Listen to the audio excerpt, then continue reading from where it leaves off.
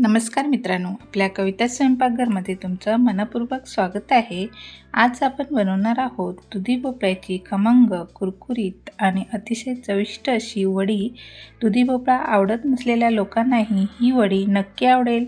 बाहेरून कुरकुरीत, आतून मऊ अशी ही वडी चहा, नाश्ता किंवा डब्यासाठी एकदम परफेक्ट रेसिपी आहे। चला तर मग आपण त्या रेसिपीला सुरुवात करूया आणि हा रेसिपी व्हिडिओ तुम्ही शेवटपर्यंत नक्की पहा आणि नवीन असाल तर सबस्क्राईब करायला विसरू नका। त्यासाठी मी दुधी भोपळा घेतलेला आहे, तो अर्धा कापून घेतला आणि त्याची वरची सालं काढून घ्यायची आहेत। दुधी भोपळ्याची वडी बनवण्यासाठी इकडे मी थोडीशी लसूण घेतलेली आहे, मिरच्या 4 घेतलेल्या आहेत, जिरं घेतलेलं आहे थोडंसं। ते आता मिक्सरमधून जाडसर असं फिरवून घेणार आहे।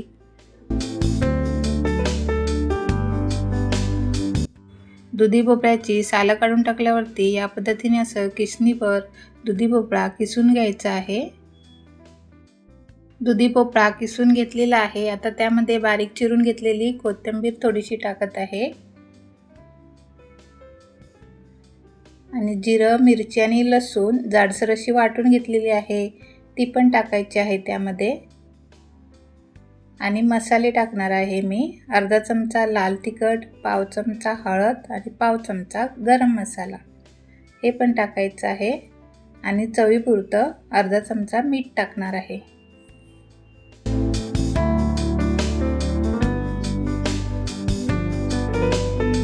यामध्ये आता एक छोटी वाटी तांदूळ पीठ टाकत आहे आणि एक मोठी वाटी मी बेसन घेतलेलं आहे, ते थोडं थोडं करून त्यामध्ये टाकायचं आहे। जेवढे आपल्याला लागणार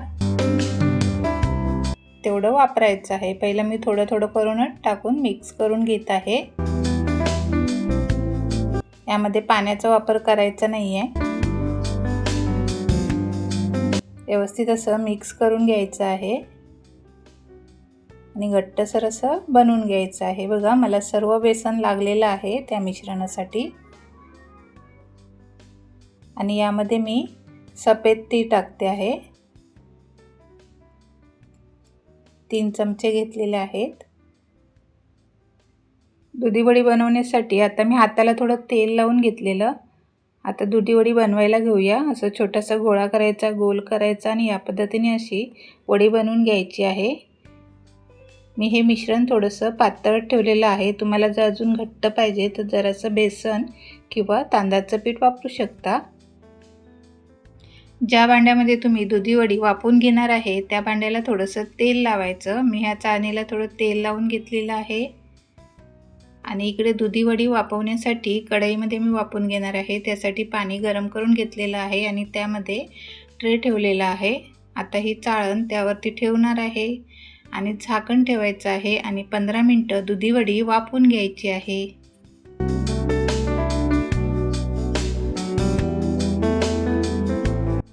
15 मिनिटं झालेली आहे। दुधी वडी पण आपली वाफवून झालेली आहे। गॅस बंद करून घेतलाय मी।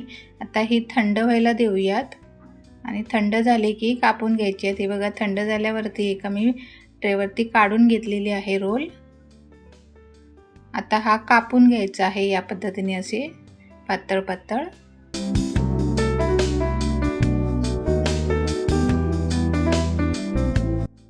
हा बघा, एक रोल मी कापून घेतलेला आहे आणि एक रोल मी डब्यातून फ्रीजमध्ये ठेवून दिलेला आहे। आपल्याला नंतर पाहिजे तेव्हा तळून खाऊ शकतो।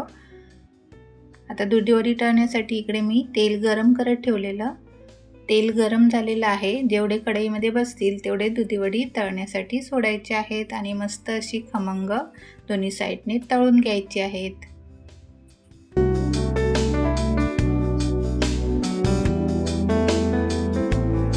हे बघा, मस्त अशी खमंग दुधी भोपळ्याची वडी तळून तयार आहेत। तेल व्यवस्थित गाळून एका भांड्यामध्ये काढून घ्यायची आहेत।